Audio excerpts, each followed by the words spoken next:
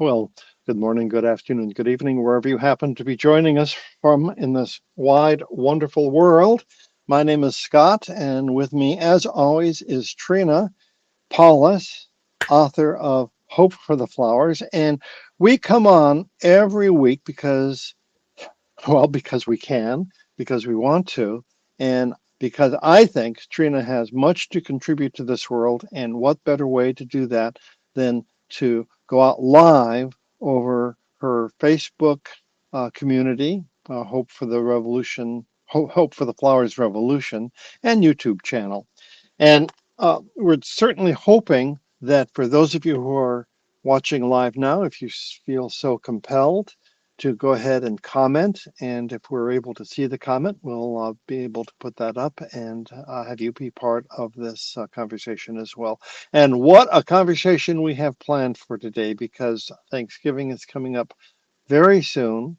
And with Thanksgiving, we all have the idea of being grateful. But how can we be grateful in a world like we're seeing today? Trina. Well, Scott, I see this as special and that both of us are part of this today because it kind of takes two to think about these things together and also what we're grateful for. One of the things I'm doing most days these days is Qigong, spring forest Qigong, in fact, it's called. And it's a beautiful method of centering oneself and and and the last part of the program is the attitude of gratitude, where you bring together, after you've done a lot of other things, you bring together your hands like this and you're grateful, and you bend over a little bit and you think of all the things you're grateful for. And it's interesting to me, what I think of first of all is my hot water bottles, because I have cold feet. And I just love the fact that I can fill 3 hot water bottles and carry them into my bed and warm my poor cold feet and have them up wherever I want them to be. And they're such simple things, but that means I have warm water, I have running water, and I'm just so lucky about some of these little things. And please forgive me, the phone is ringing at the next room over, and so, but just forget that it's Well, not ringing. we talked about these sorts of things just before coming on the air, didn't we? And we said, well, this is what happens when we have a live program. Yes. So And if I'm afraid if I walk over there, Scott, it'll stop ringing right then. So if we can just put up with it for a bit. In sure. fact, it stopped right now. So they Well, can call back if necessary. Okay.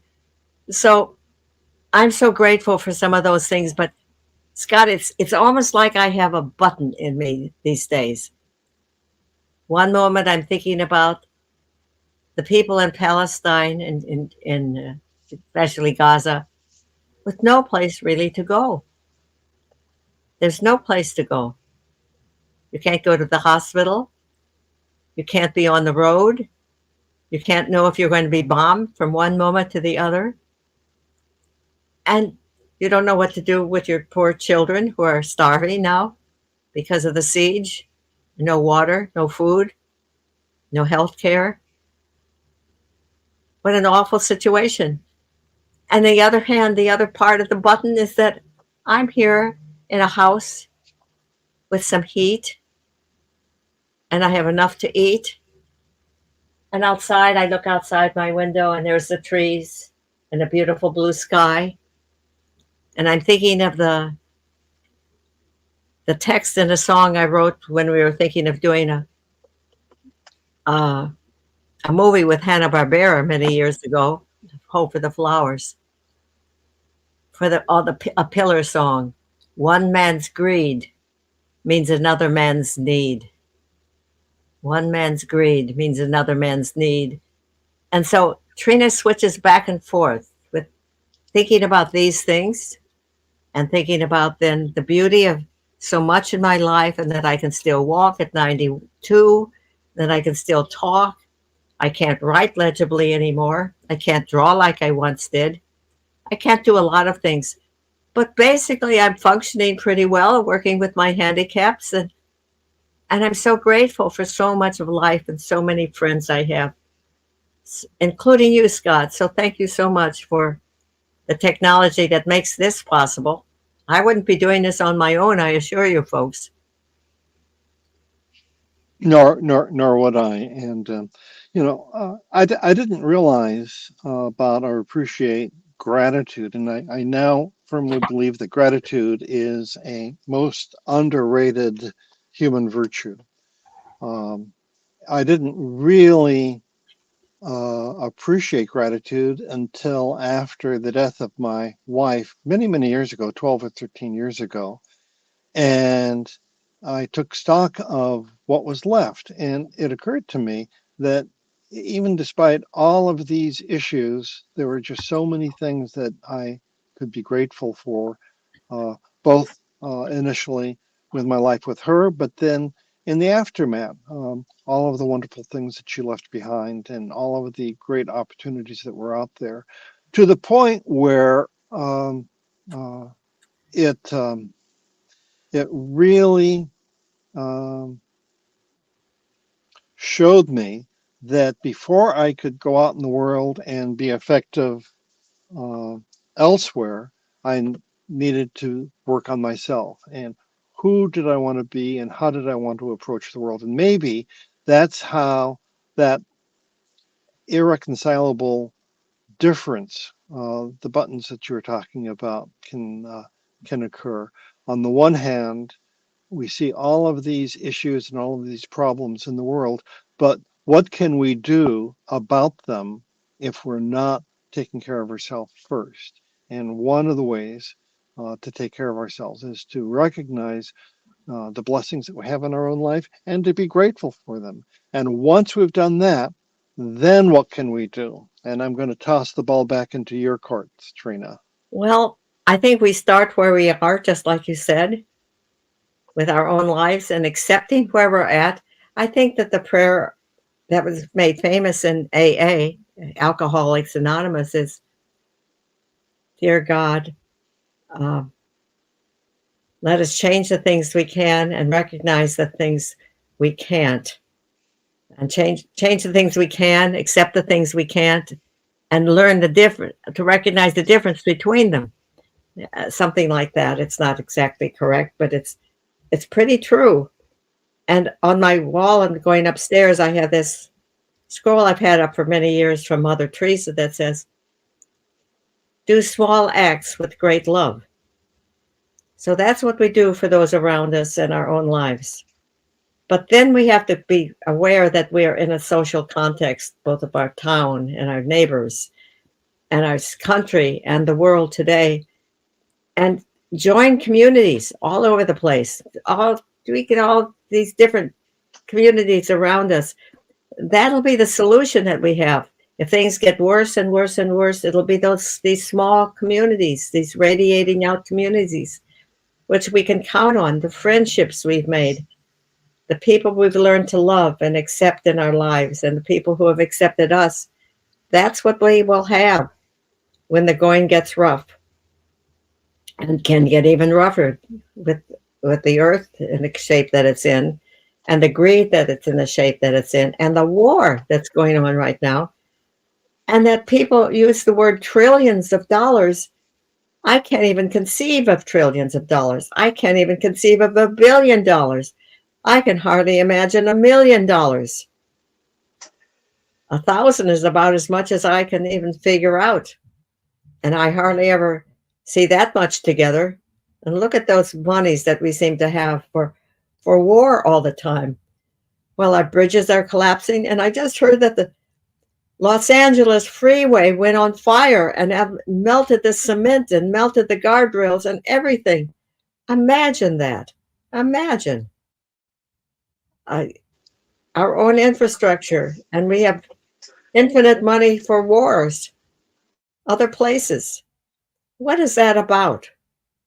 Can we give up feeling that we're the top country of the world and recognize our place among the peoples of the world and welcome the diversities that are so beautiful among us? So that's one of my questions. And let's start with where we're at, the diversities among our family, the diversities among our neighbors, but we have to broaden it out, and we have to Well, broaden and let our needs be known, let our desires be known, and contact our president and contact our Congress, and let them know that the vast majority of people feel one way. So get with it, guys. I feel that you addressed this very issue 50 years ago when you wrote Hope for the Flowers. And Hope for the Flowers talked about universals, but it also talked about what's the opposite of universal? Something that's very personal for me inside. Could you talk about that a little bit more in the Well, I few think, minutes that we have remaining? Scott, I can hardly believe that God gave me that gift, which seems to hit such a universal metaphor. That's so, the caterpillar and the butterfly. If you see a caterpillar and it can look just like this little worm that you're tempted to just step on and crush. And lots of people do when they see a worm. Oh, yucky. And yet, if you crush the caterpillar, you don't get the butterfly. So this is in a small way. And I like to think that we as humans, each of us, will always be tempted to get on some sort of a pillar. Maybe mine's a pillar of trying to do good and save the world and forget even the people around us. What's your pillar? Everybody has their pillars. And that we're not just like a caterpillar one time that we go into a cocoon or a chrysalis and then come out a butterfly once. We as humans have to do this over and over again. And what we you know what the plural of butterflies is, Scott? It's when I looked it up officially, it says two plurals. One's a flutter of butterflies, the other's a kaleidoscope of butterflies. I don't like the first very well. It sounds a little too cutesy and pretty little things flying around. But the kaleidoscope of butterflies, the idea of all of us different colored butterflies of different shapes and sizes and colors, flying, carrying the love of flowers, one flower to the other, and discovering that they have this wonderful nectar which keeps us alive. That's such a beautiful image to me still of what a full life can be and what a glorious way to live our lives in radical sharing, freely chosen. You choose to become a butterfly. You choose to risk the cocoon in order to go through the transformation. This is assuming we don't know if caterpillars ever make choices like that, but we can. We can stop hurting others. We can stop climbing over others.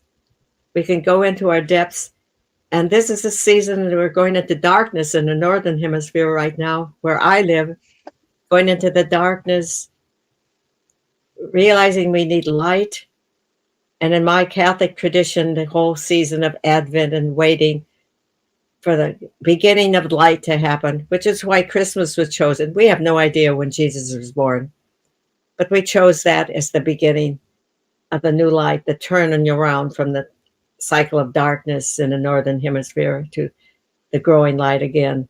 And so that whole meaning of that, and then Advent also means this whole time period in the world, hoping for a fulfillment of the promise that we have that God made enough for everyone, but not enough for everyone's greed. So this is what I want to live my life by, and I need community to do it in. I can't just do it by myself. We're interdependent. I need you to put this thing together, Scott. I would not be doing it by myself. We need each other, and may we have the wisdom to use technology for good and not evil. And I'm real grateful that we can reach out to people this way. So that's one of my gratitude things. Grateful for my son. I'm grateful for the light around me. I'm grateful for my friends. Probably I'm grateful for that person who called on the phone and I didn't answer. I'll see what he or she has to say after this. So that's the way life is.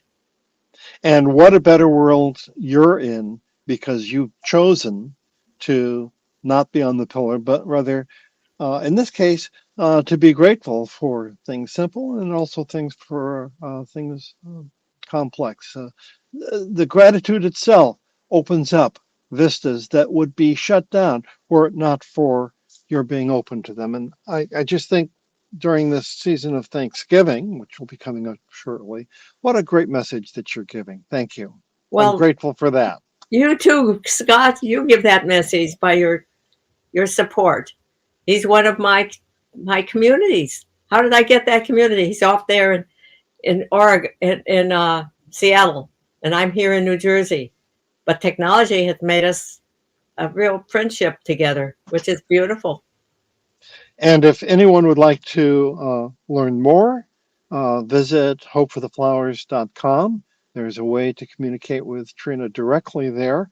And join our community, become a participant, and we'll welcome you with open arms. And we'll see what we do with this. We're still experimenting. Thank you We so are. much, Scott. Thank you, everybody who's watching, and everybody we can be grateful for this Thanksgiving. So, peace to everybody.